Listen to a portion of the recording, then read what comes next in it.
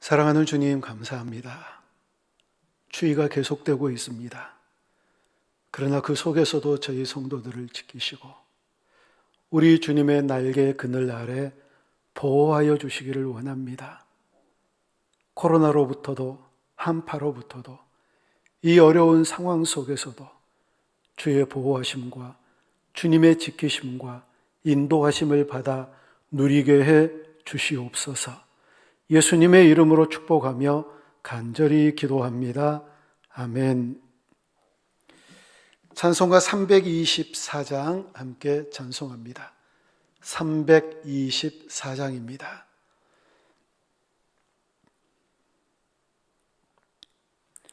예수 나를 오라네, 예수 나를 오라네. 어디든지 주를 따라 주와 같이 가려네. 주의 인도하심 따라 주의 인도하심 따라 어디든지 주를 따라 주와 같이 가려네. 겟세마네 동산까지 주와 함께 가려하네. 피땀 흘린 동산까지 주와 함께 가려네. 주의 인도하심 따라 주의 인도하심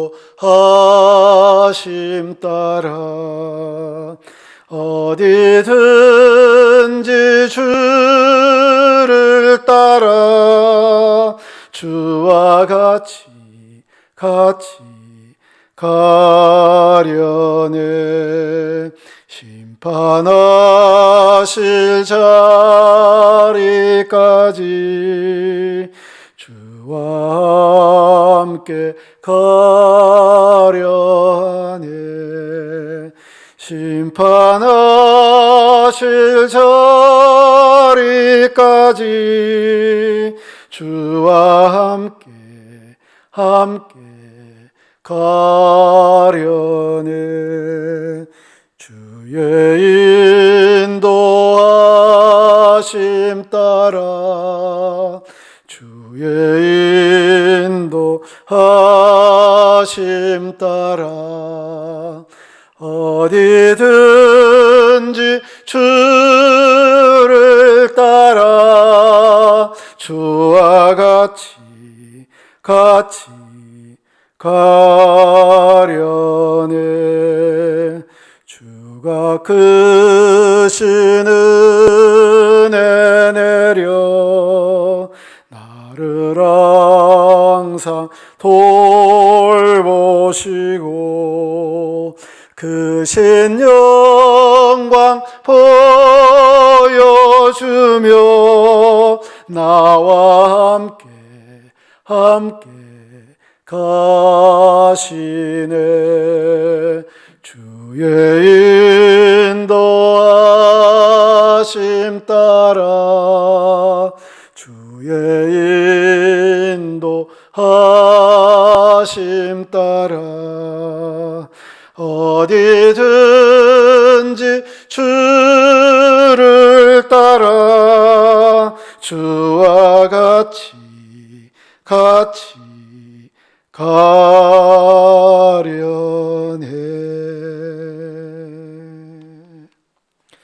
아멘.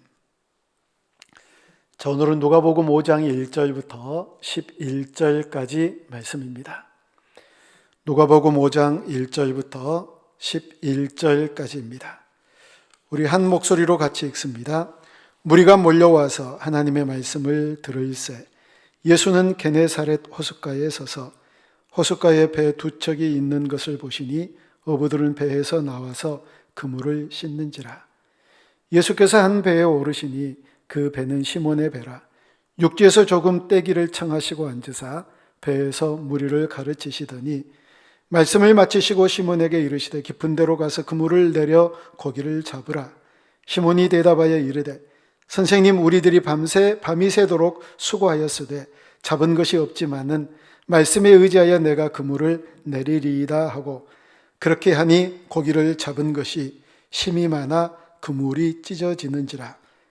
이에 다른 배에 있는 동무들에게 손짓하여 와서 도와달라 하니 그들이 와서 두 배의 채움에 잠기게 되었더라.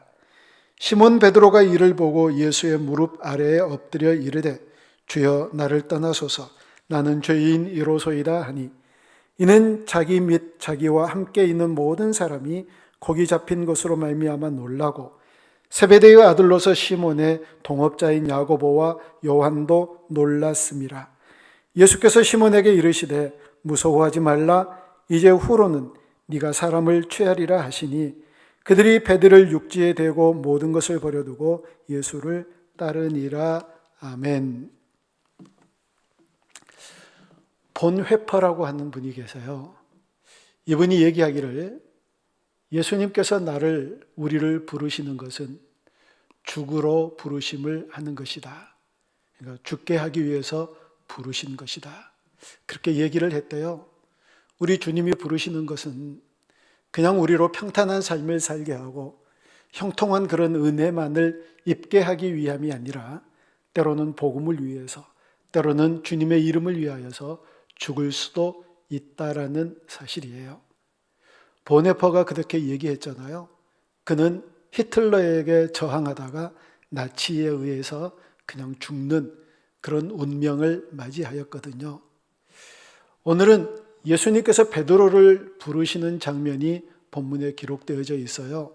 예수님이 해변가로 가서 밤새 고기를 한 마리도 못 잡고 지쳐있는 이 베드로와 다른 어부들, 이들이 이제 힘에 팔려서 그물을 씻고 그 전날 전부터 했었던, 그 전날 저녁부터 했었던 모든 고기잡이를 이제 마감하기 위해서 그물을 씻고 있는데 예수님께서 배를 조금 띄우라고 그러고 말씀을 전하세요.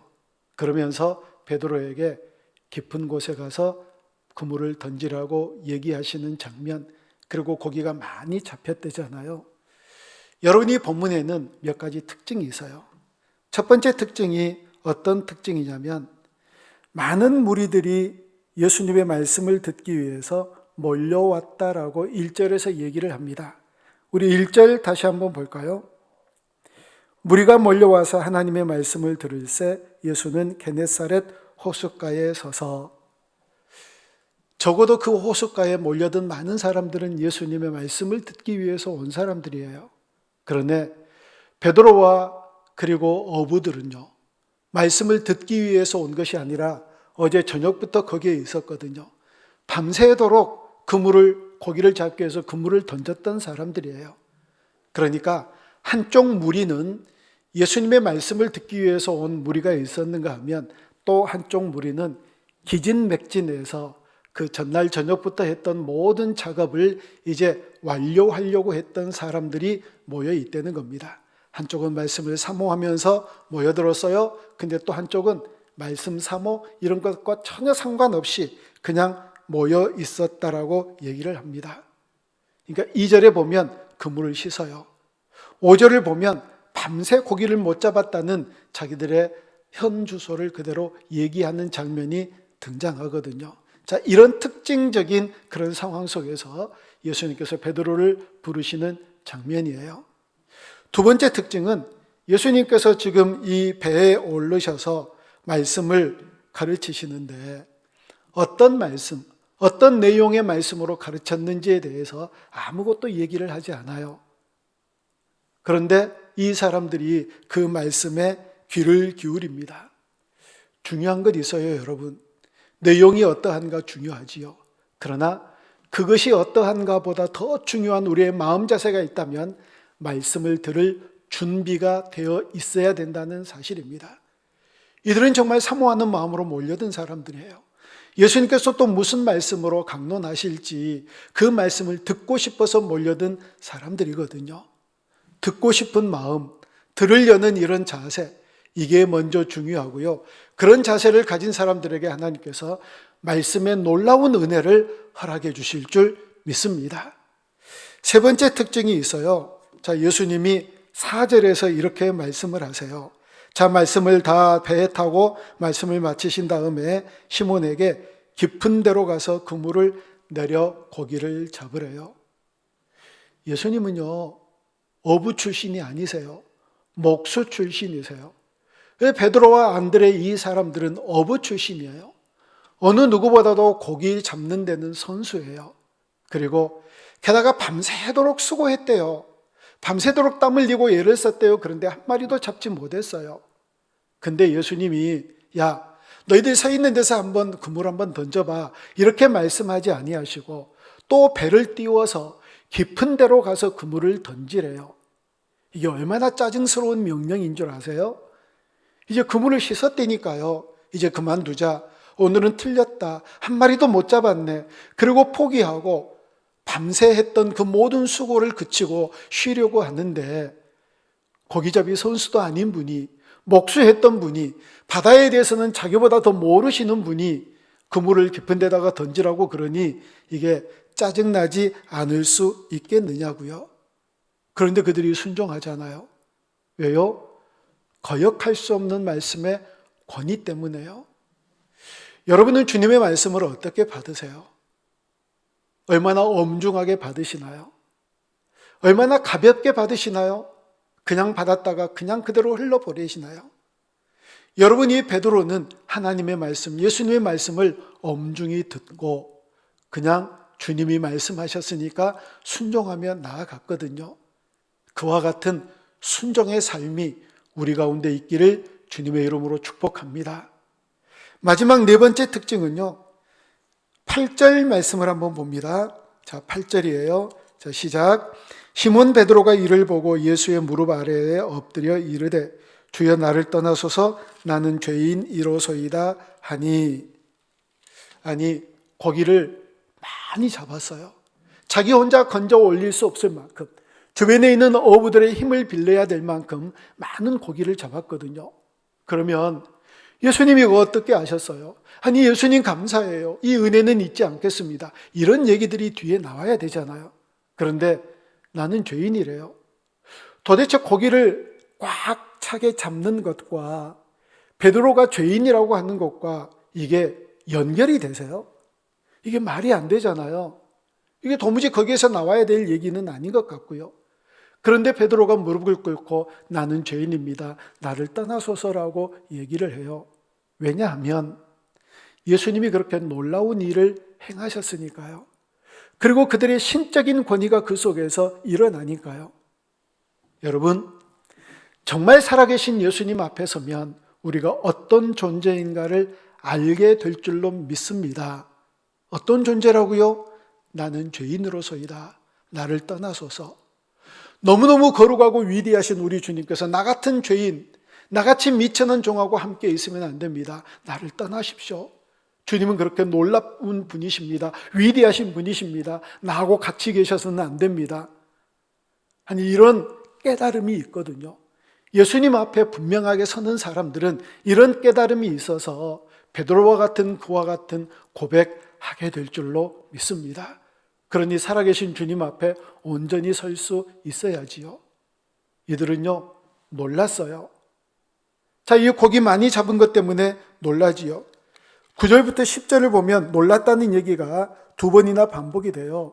9절 보면 이는 자기 및 자기와 함께 있는 모든 사람이 고기 잡힌 것으로 말미암아 놀라고 베드로도 그리고 그 주변에 있는 많은 사람들이 놀랐대요. 그리고 10절에 보면 세베대의 아들로서 시몬의 동업자인 야고보와 요한도 놀랐습니다. 놀랐대요. 그럴 수밖에요. 우리 주님이 어떤 분이신데요. 그 주님을 분명히 알았기에, 그 전에는 몰랐다가 이 주님을 분명히 알았기에 나는 죄인으로서이다. 나를 떠나소서. 그리고 깜짝 놀래잖아요. 예수님 때문에 놀래 보신 적 있으세요? 정말 놀래야 되거든요. 주님이 하시는 일, 주님이 선포하신 이 말씀, 주님이 우리 같은 죄인들의 친구가 되어주시고 구주가 되어주신다는 이 사실, 이게 기적이잖아요. 이게 놀랄 일이잖아요. 날마다 그 주님과 함께 있음이, 그 주님이 나와 같은 죄인들 안에 들어왔음이, 이게 충격이고 이게 기적이고 이게 감사인 그런 삶을 살아가는 저와 여러분들이 되어줄 수 있기를 바랍니다. 이 특징 4가지가 있지요. 첫째는 많은 무리들이 말씀을 사모하러 왔고요. 둘째는 무슨 말씀인지 내용은 기록되어져 있지 않지만 분명한 한 가지는 그 말씀을 사모하러 온 무리들이 있고요. 세 번째는 정말 짜증나는 명령이었지만 그 말씀의 권위에 의해서 순종하자 놀라운 은혜를 입었다는 거예요. 그리고 네 번째는 그들이 우리 주님이 하신 일들을 보고 놀라고 또 놀랐다는 얘기요. 여러분, 우리 생각은요, 주님의 생각과 달라요.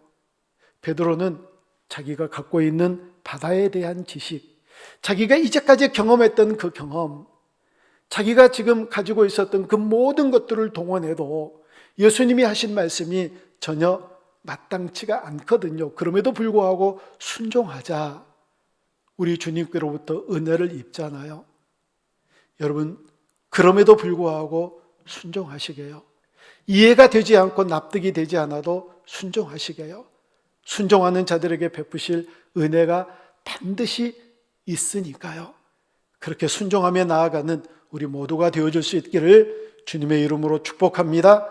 기도하겠습니다. 아버지 하나님, 감사합니다. 오늘 또 주님께서 베드로를 부르시는 말씀을 함께 나눕니다. 그가 부름을 받아 우리 주님을 쫓고 그가 또한 사명을 받아 주께서 허락하신 모든 일들을 완수한 다음에 영광스럽게 세상을 떠났습니다. 하나님, 우리도 동일하게 주님께서 우리를 부르실 때 감사함으로 적극적으로 나아가게 하시고 주께서 우리를 통하여 일하시는 놀라운 일들을 믿음으로 바라보는 저희들이 되게 해 주시옵소서. 우리의 생각과 아무리 달라도, 우리의 계획과 아무리 달라도, 우리가 하고 있는 모든 경험과 다 다를지라도 우리 주님 신뢰하면, 주님만 의지하면 주님께서 이루실 줄 믿습니다. 순종의 옷을 입고 순종하며 나아가는 우리 모두가 되게 해 주시옵소서.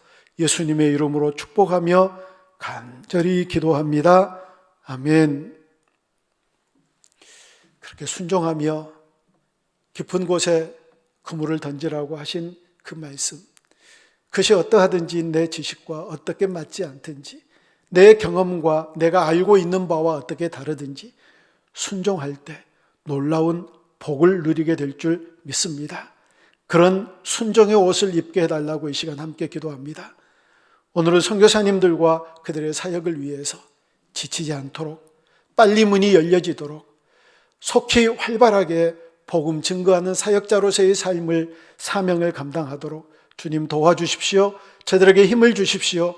저들을 또 다시 사용하여 달라고 이 시간 함께 기도하며 나아갑니다. 다 같이 통성으로 기도하겠습니다.